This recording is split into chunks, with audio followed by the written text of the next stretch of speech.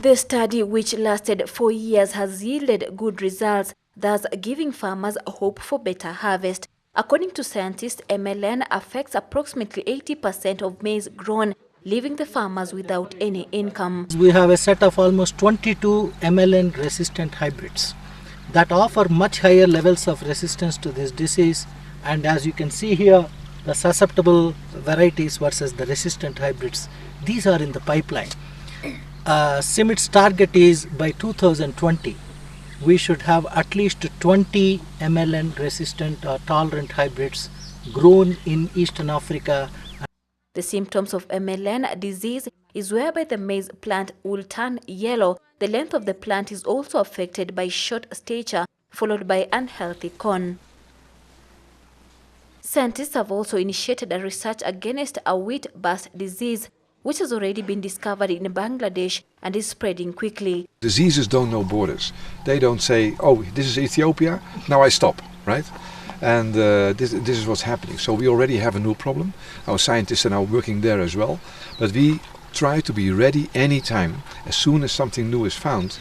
Similarly, they have encouraged mechanization of agriculture as one way to improve agriculture in the African countries. Mechanization is important and dependent on the size, because we cannot use today the tools that were used in the biblical time.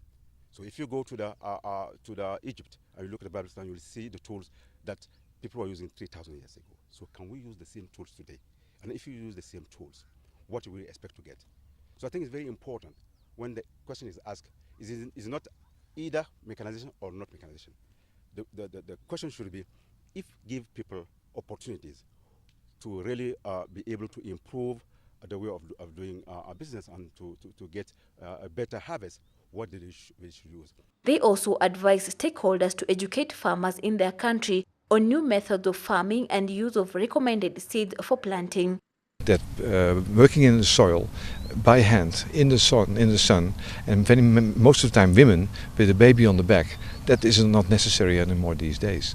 And so you see the scale going up, but that makes time free for other activities. And what you see happening, that also new jobs come up. For example, you get service providers. This was mentioned during a launch of the new storage area of researched maize in Kenya. The storage has a capacity of 100 sacks of researched maize. Victoria Amunga, Hebrew Business.